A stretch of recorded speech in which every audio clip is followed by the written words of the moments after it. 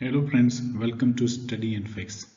So in today's video we are going to learn about a very famous poem by John Crowe Ransom, By the Riverside. So let us start this poem. So before moving ahead, let us learn about the John Crowe Ransom. He was an American poet, essayist and literary critic who born in year 1888 and died in 1974. His notable poetry collection Chills and Fever, which was published in 1924, and The Two Gentlemen in Bonds, published in 1927, reflect his mastery of tradition verse forms. He has also attained the National Book Award for Poetry in 1964.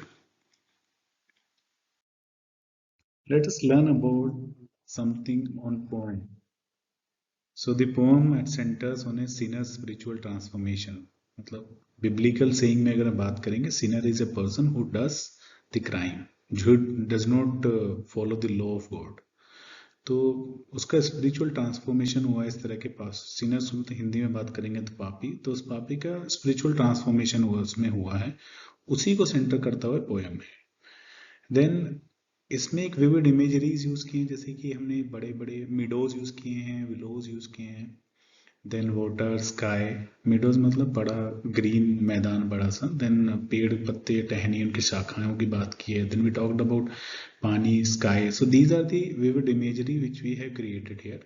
And this why these things are required, एक ऐसा serine scene बनाने के लिए जो कि secret जैसा दिखाई दे आपको, मतलब एक सीरीन एनवायरनमेंट हो, शांत होता वातावरण हो, ठीक है, और सैक्रेड हो, मतलब पवित्र जैसा कुछ सेटिंग्स इसकी बनाने के लिए इन सब चीजों को इस्तेमाल किया गया है.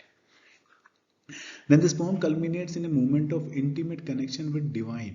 तो यहाँ पर जो है एक इंटीमेट कनेक्शन दिखाया है डिवाइन के साथ में, भगवान के साथ में, गॉड के साथ में. where even the quiet elements of nature seem to dance and whisper, जिसमें कि आपको जो क्वाइट एलिमेंट है जो नेचर का, वो भी डांस करते हुए बात करते हुए दिखाया है. देन रिवर साइड जो है it is ultimately celebration of grace, humility and spiritual rebirth. ठीक है, तो इन सबको, ग्रेस को दिखाया, ह्यूमिलिटी को दिखाया, स्पिरिचुअल रीबर्थ को दिखाया है. अब पोम पे आगे चलते हैं. The great green spread of meadows land must rest is wet on the ample base. मतलब एक बहुत बड़ा सा एरिया है, ग्रीन लैंड है, ठीक है, और इसमें basically stable possible divine support को कुछ दिखाया है. सीक्रेट वाटर्स मूविंग ऑन, मतलब सीक्रेट वाटर मतलब पवित्र, ऐसे समझ सकते हैं. एक क्वाइट फ्लोइंग स्ट्रीम है इसमें पानी का, जो कि which is representing hidden grace and spiritual movement. A clean blue air for is breathing space. मतलब क्लीन ब्लू एयर से क्या मतलब है यहाँ पर? Clean blue air means there is a pure air which symbolizes the clarity. तो clean मतलब ये प्योर एयर है जो कि बेसिकली सिंबलाइज कर रहा है क्लैरिटी को, फ्रीडम. एंड ब्रीथिंग स्पेस मतलब ब्रेथ ऑफ लाइफ, मतलब उसमें फ्रीडम के साथ ब्रेथ ऑफ लाइफ को दिखाया गया है. एंड स्पीकर इसमें आगे कहते हैं, a pair of willows bending down in double witness to his grace. A willow bough is if a reverence one, है ना, इसमें जो पेड़ की टहनियां हैं वो नीचे की तरफ झुक रही हैं, in double witness to his grace, अब उसका विटनेस अपने ग्रेस को देखने के लिए, विटनेस करने के लिए. तो यहाँ पर एक्चुअली जो विलोज है, विलो दिखाती है कि नीचे झुकना, बो डाउन करना, जैसे कहते हैं जब हम किसी भी अपने गॉड के सामने झुकते हैं, थोड़ा वो करते हैं. So it is showing that thing. तो जो पेड़ की शाखाएं वो झुक रही हैं. And witnessing the presence of grace of higher power. और उसमें क्या दिखा रहे हैं कि वो विटनेस कर रही हैं कि एक बड़ी पावर को दिखाने का, मतलब बड़ी पावर को वो विटनेस आपस में खुद ही कर रही हैं. तो यहाँ पर इसका मतलब है कि इंसान का ईश्वर के सामने झुकना, right. And on the rock his sinner sprawls and look on the strong one face to face. और यहाँ पर दिखाया जो सिनर है वो रॉक पर लेटा हुआ है. रॉक यहाँ रिप्रेजेंट करता है खुद पावर को. मतलब यहाँ पर अगर मैं बिब्लिकल सिंबल्स के हिसाब से बोलूंगा तो रॉक जो है बाइबल में एक स्ट्रेंथ को दिखाता है, मतलब गॉड को दिखाता है या सिंबल ऑफ स्ट्रेंथ दिखाता है, राइट. तो जो सिनर है, जो पापी है, वो इस पर लेटा हुआ है. And looks the strong one face to face, और भगवान को यानी कि गॉड को सामने से फेस टू फेस देख रहा है। इसका मतलब वो डिवाइन को डायरेक्टली कन्फ्रंट कर रहा है। अब रॉक पर लेटा है और डिवाइन पावर को डायरेक्टली कन्फ्रंट कर रहा है, तो इसका मतलब कुछ पॉजिटिव आगे हम इस नेक्स्ट स्टेंजा में देख सकते हैं। So the next stanza says the sinner's smoking tongue is dry। जब लेटा हुआ है, गॉड की पावर को वहां पे एक्सपीरियंस कर रहा है, फेस टू फेस कर रहा है, तो नाउ जो जो सिनर है उसकी जो मोकिंग टंग है वो अब सूख चुकी है। ठीक है, अब इसका मतलब क्या है कि वो अब चुप हो चुका है, और उसका जो एरोगेंस है दैट इज नाउ गोन। ठीक है, जो पापी का एरोगेंस था वो अब जा चुका है। Wonder is on that mighty jeerer. अब यहाँ पे जेरर का मतलब जो मजाक उड़ाए, है ना। तो wonder is on that mighty jeerer मतलब it is overwhelmed with awe, कि अब वो जो मोकिंग है, जो जो मोकिंग जो पहले मजाक उड़ा रहा था, उपहास करने की कोशिश थी, वो अवेज में चेंज हो चुकी है। He loves and he never loved before, he wants the glowing sky no nearer, he lies the willow to be to. अब यहाँ पर he loves he never loved before, इसका मतलब वो एक्चुअल में एक लव को ही experience a true love first time, जो उसको पहले कभी भी नहीं मिला था। ये लव कैसा है? This is the divine love. He wants the glowing sky no rare. अब वो नाउ ही इज कंटेंट। अब वो देख रहा है कि मुझे अब किसी तरह से हेवन के क्लोज आने की कोई जरूरत नहीं है। ठीक है, he wants the glowing sky no nearer, उसको नहीं चाहिए कि अब वो स्काई का मतलब बादलों, यहाँ पे बादलों से मतलब हेवन की बात हो रही है, कि वो बहुत करीब जाए। ही फील्स, वो डिवाइन पावर को अंदर से खुद ब खुद महसूस करने लगा है। He likes the willows to be too, मतलब अब वो, इसका मतलब क्या है कि वो जैसा है चीजों को वो वैसे ही एक्सेप्ट करने के लिए तैयार है।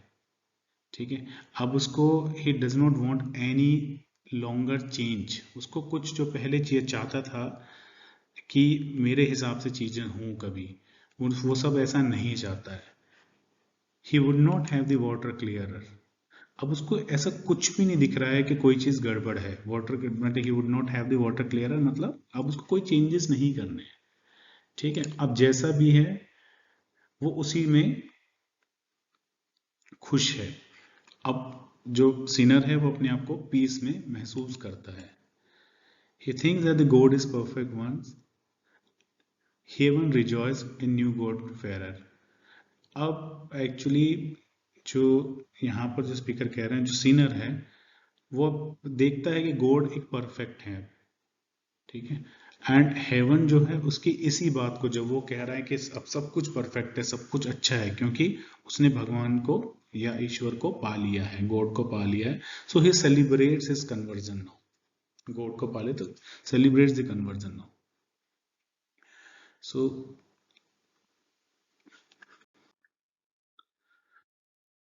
now the next says, and now each quiet thing awakes and dance madly wants depths। Actually यहाँ पर जो सिनर है, नाउ ही सीज दैट कि now each quite thing awake, सब कुछ जो सोया हुआ था वो जाग जाता है और सब चीजें नाचने लगती हैं। ठीक है, तो nature comes alive in celebration. Now अब जो बात हुई है नेचर के, it comes alive in the celebration. अब वो साथ साथ देख करके बड़े खुश हैं कि जो सिनर की इनर अवेकनिंग हो चुकी है। राइट, तो नेचर भी अब खुश है। These are God's motions of the air, his pulse of the sinner is fingertips। अब जो मूवमेंट इन नेचर है, अब वो जो एक्सप्रेशन यहाँ पर दिख रहा है गॉड प्रेजेंस का, अब वो इंटीमेटिंग हो गया, थोड़ा सा इंटीमेटली अब वो फील कर रहे हैं, अंदर से महसूस कर पा रहे हैं। His arrow shot across the blue, his love words dropping from his lips। अब his arrows across the blue से मतलब क्या है कि स्काई से बेसिकली एक डिवाइन मैसेज आया है। राइट, अब वो मैसेज जो है, जो लव के जो वर्ड्स हैं वो अब लिप से गाए जा रहे हैं। मतलब यहाँ पर जो एक्सप्रेशंस हैं वो है लव और ग्रेस का, कि अब क्या एक्सपीरियंस हो रहा है कि यहाँ पे लव है और ग्रेस है. Then, and whoever heard such whispering, whoever saw such fellowship, the speaker now, अब इसे अप्रिशिएट कर रहे हो सेंटीमेसी को, है ना. whoever heard such whispering मतलब जो महसूस हो रहा है, जो फीलिंग है, उस इंटीमेसी को स्पीकर क्या कर रहे हैं, महसूस कर रहे हैं. And whoever saw such fellowship and communion between the sinners, God and the nature. अब क्या हो चुका है, जो सिनर है, गॉड है, और जो नेचर है, वो सब आपस में एक हो गए हैं. मतलब नेचर डांस करने लगा है, गॉड अपनी इंटीमेसी दिखा के उनको प्यार करने लगे हैं, और जो सिनर है वो गॉड और नेचर को दोनों को पसंद करने लगा है. तो ये जो पोएम है, it basically reflects the connections and affections with the God and the nature of Sinner. तो एक्चुअली एक तरह से यहाँ पर जो spiritual conversion and transformation Sinner का हो चुका है.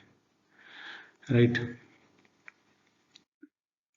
सो इस वीडियो के लिए बस इतना ही. राइट. आशा करता हूँ आपको एक्सप्लेनेशन पसंद आया होगा. अगर आपको पसंद आया तो प्लीज़ लाइक बटन को हिट करें.